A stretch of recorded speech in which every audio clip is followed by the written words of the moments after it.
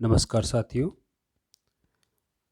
मैं एल.आर. स्वामी और आज लेकर आया हूँ स्थायीकरण के बाद या उसके साथ में डीडीओ स्तर से कौन-कौन से कार्य करणीय हैं, उन पर चर्चा कर रहा हूँ।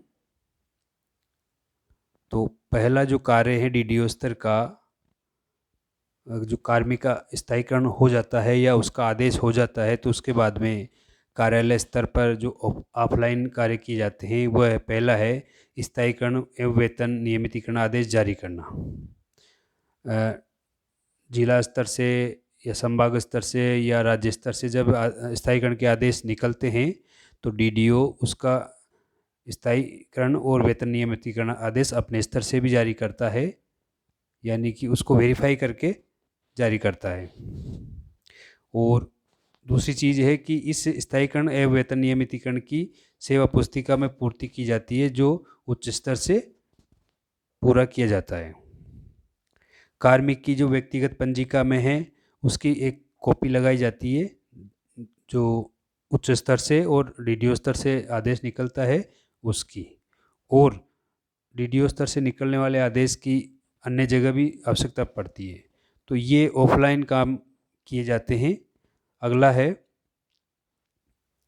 डीडीओ स्तर से स्थायीकरण के साथ या बाद में साला दर्पण पर क्या-क्या चेंजेज करना है, उस चीज़ को देख लें।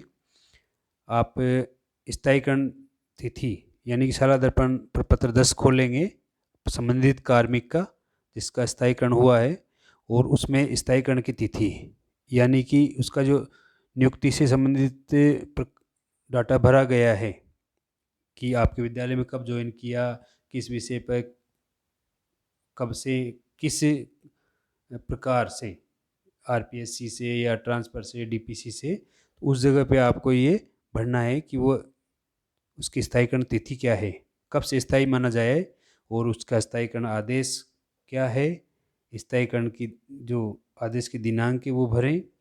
और फिर जो वेतन का टैब है, छठा सातवां होगा, उसमें मूल वेतन जो बेसिक है उसका नवीन वो भरें, वेतन वृद्धि की दिनांक उसके नीचे ही है वो भी भरें। और यदि एसआई नंबर जारी हो जाता है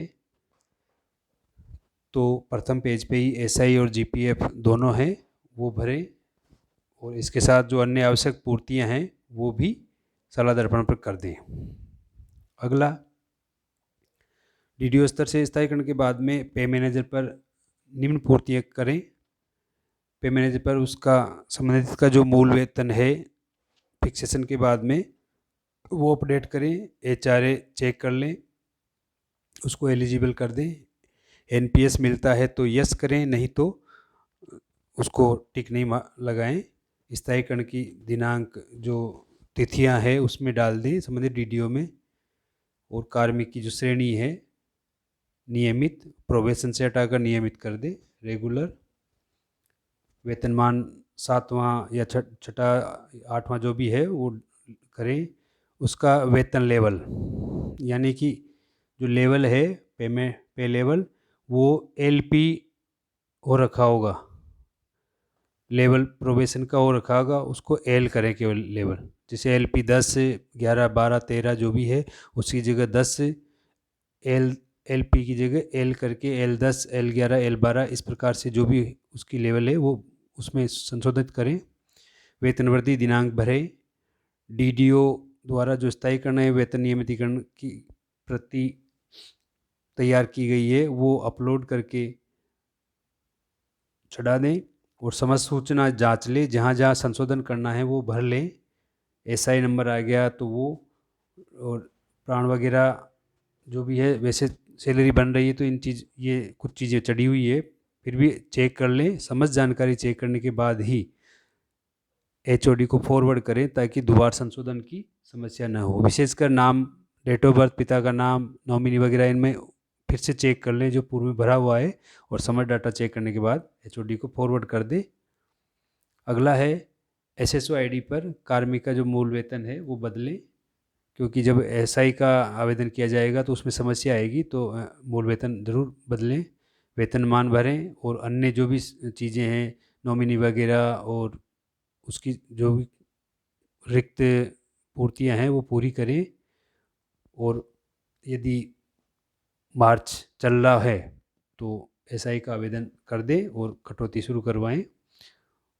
उसका जो प्रिंट है वो अपने पास रखें और यदि उसका दस्तावेज बनता है तो वो भी आगे ट्रेजरी तक फॉरवर्ड करवा दें। इस प्रकार स्थायीकरण होने वाले कार्मिक की समस्त पूर्तियाँ पूरी करके यथावत उसका रनिंग में चलने दें। धन्यवाद। बने रहिए अगले वीडियो के लिए और लाइक और शेयर ज़रूर करें और सब्सक्राइब ज़रूर करें। सब्सक्राइब बहुत कम साथी करते हैं, देख के छोड़ देते हैं। कोई बात नहीं है, आपको पसंद नहीं है तो ठीक है। धन्यवाद।